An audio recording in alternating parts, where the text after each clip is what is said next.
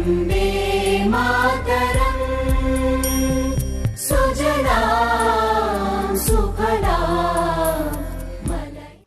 CZMA classes में आपका स्वागत है। प्रायिकता में हम लोग 13.1 में क्वेश्चन नंबर जो 6वां है उसका पहला पार्ट हमने डिस्कस कर लिया था। इसमें लिखा है कि दो घटनाएं लिखी हैं कि न्यूनतम 2 चित्त और एफ जो घटना है अधिकतम कितने 1 चित्त। यहाँ घटना जो है वो गलत है, 1 की जगह आपको करने पड़ेंगे अधिकतम 2 चित्त। अगर 1 से क्वेश्चन लगाएंगे प्रश्न लगाएंगे तो यहाँ पे हो जाएगी आपसे क्या एरर और आंसर मैच नहीं करेगा। हमने आपसे बात की थी कि एक सिक्के को 3 बार अगर उछाला जाएगा, सिक्के के कितने पहलू होते हैं, तो 2 पहलू होते हैं सिक्के के 2 पहलू। कौन कौन से, तो हेड और दूसरा होता है आपका कौन, टेल। तो 2 पहलू हैं। कितनी बार उछाला गया, तो 3 बार।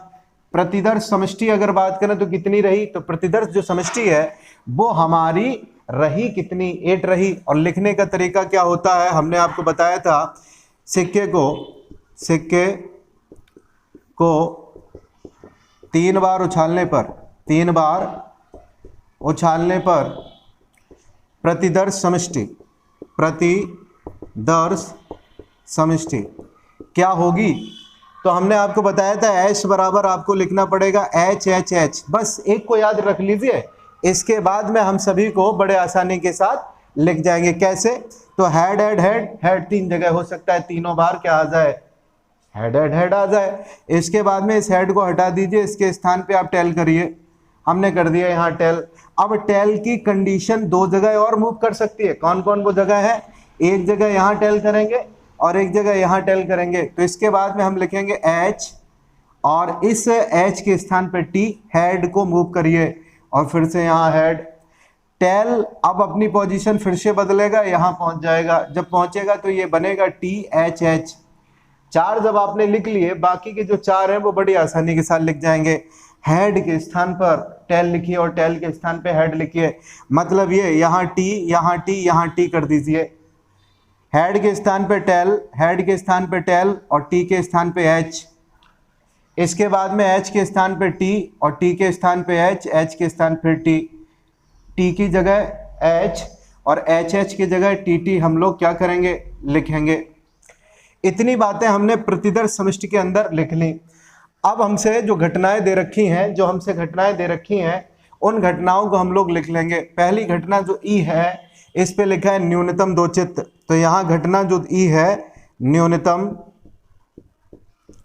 2 चित्त। अब न्यूनतम 2 चित्त का मतलब क्या है, कम से कम 2 चित्त आने चाहिए, 2 से कम नहीं होने चाहिए।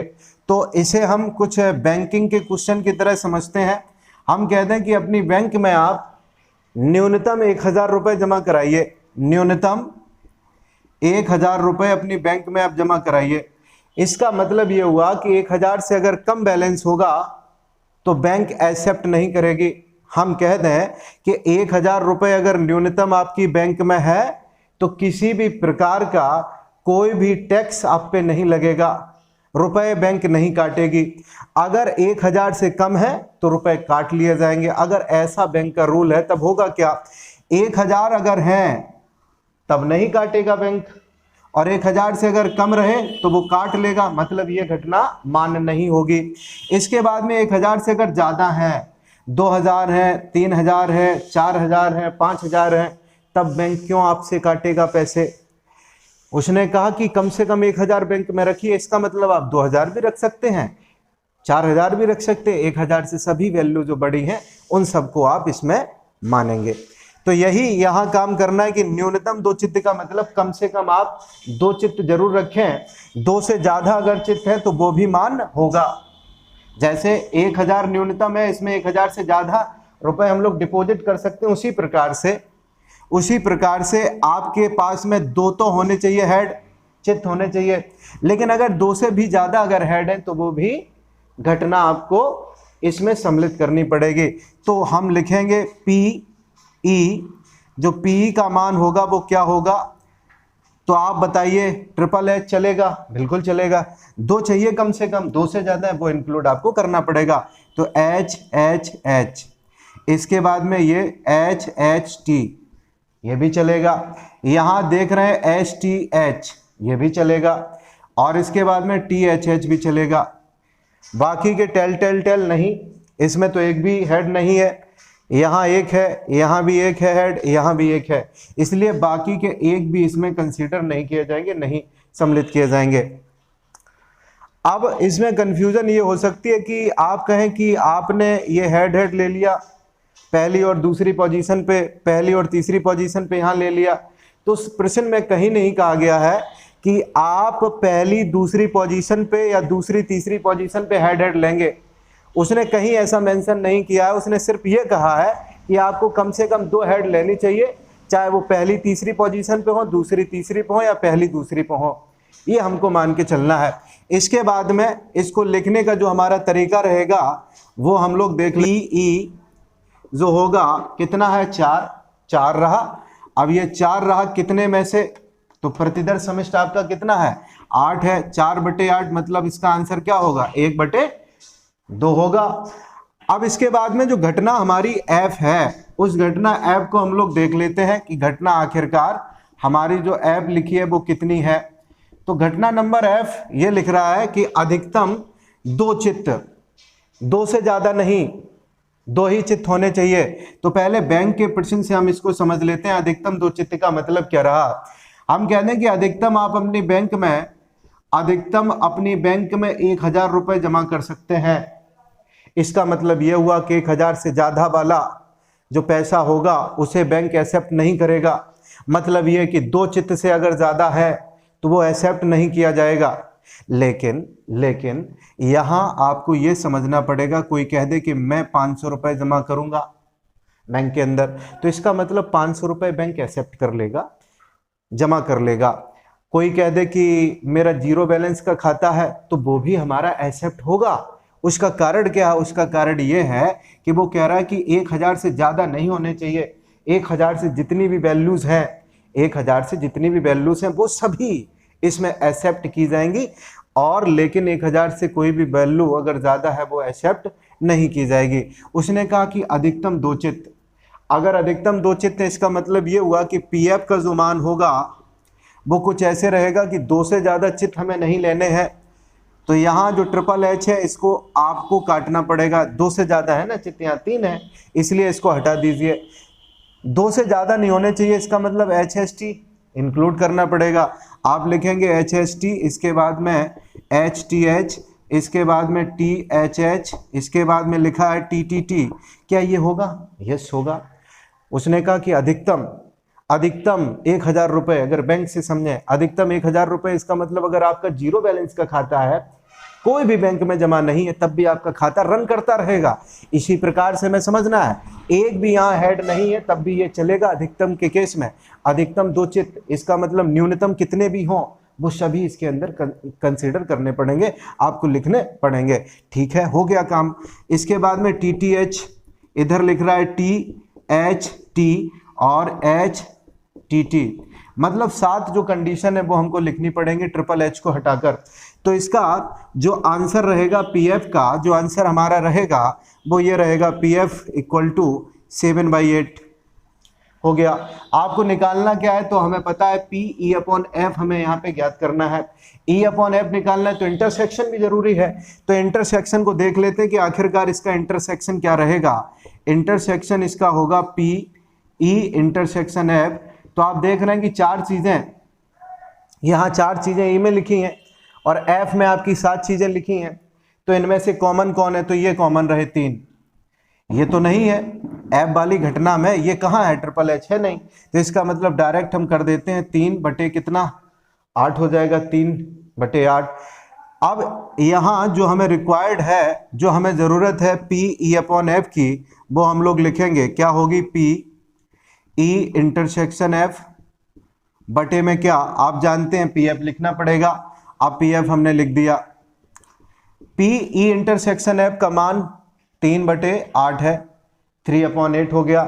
PF की अगर वैल्यू की बात करें तो PF का वैल्यू कितना है, 7/8 है, 7/8 कर दिया। 8 से 8 कैंसिल, तो क्वेश्चन नंबर 6 के सेकंड पार्ट का आंसर कितना रहा, 3/7 रहा। प्रश्न संख्या 6वें के तीसरे पार्ट में कंडीशन लिखिए कि ये घटना अधिकतम 2 पट न्यूनतम 2 पट, ये एनसीईआरटी में लिखा है। लेकिन इस 2 की जगह आंसर अगर आपको मिलाना है तो यहाँ पे करेक्शन करना पड़ेगा, 1 लिखना पड़ेगा, न्यूनतम 1 पट। तो सबसे पहले आप क्या करेंगे, तो अभी आपने देखा था प्रतिदर समिष्ट लिखेंगे, इसको हम डायरेक्ट लिख देते हैं, आप जानकार अब हो गए होंगे। ट्रिपल एच और इसके बाद में H H T, H T H और फिर होगा टी एच एच और इसके बाद में आप जानते हैं टी टी टी और फिर हम लोग लिखेंगे क्या, T T H, T T H, H के स्थान पे यहाँ टी एच टी और इधर होगा क्या, तो टी टी, इधर एच टी टी। ये हमारा प्रतिदर समिष्ट रहा, 8 कंडीशन हमारी रही। इसके बाद में उसने लिखा कि ई घटना अधिकतम 2 पट। आप यही डायरेक्ट देख लीजिए कि अधिकतम 2 पट का मतलब क्या होगा। मैक्सिमम 2 पट, 2 से ज्यादा एक्सेप्ट नहीं होंगे। मैक्सिमम 2 टेल आपको चाहिए, मतलब अधिकतम के केस में ऐसा होता है कि 2 से ज्यादा पट नहीं लेने हैं, 2 से कम जितने भी पट हैं वो सब आपको लेने ही पड़ेंगे। अगर कोई भी पट नहीं है उसे भी आपको कंसीडर करना पड़ेगा। जो अभी आपने बताया था बैंक वाले क्वेश्चन से, अधिकतम 1000 रुपये जमा कर सकते हैं, इसका मतलब आप उसमें 500 रखें, 20 रखें या 0 रखें, तब भी वो खाता चलता ही रहेगा, अगर बैंक की भाषा में समझें। इसी प्रकार से जब अधिकतम 2 पट हैं तो 2 से ज़्यादा आपको पट नहीं लेने हैं और बाकी के 2 से जितने भी कम है या एक भी पट नहीं है वो घटना आपको लेनी पड़ेगी, इसमें सम्मिलित करनी पड़ेगी। तो हुआ क्या, ट्रिपल एच हो जाएगा। ट्रिपल एच के अलावा ये होगा कि नहीं, एक ही तो टेल है तो बिल्कुल होगा, एच एस टी होगा। यहाँ होगा कौन नहीं, तो ये नहीं होगा, ट्रिपल टी वाला नहीं होगा क्योंकि 2 से ज़्यादा है। और बाकी के सभी को हम तेजी के साथ यहाँ लिख लेते हैं, टी एच एच को लिख लेते हैं और ये टी टी एच है, इसके बाद में टी एच टी है और एच टी टी है। इसकी कंडीशन क्या बनेगी, तो पी की कंडीशन बनेगी 7/8, 7/8 बन जाएंगी।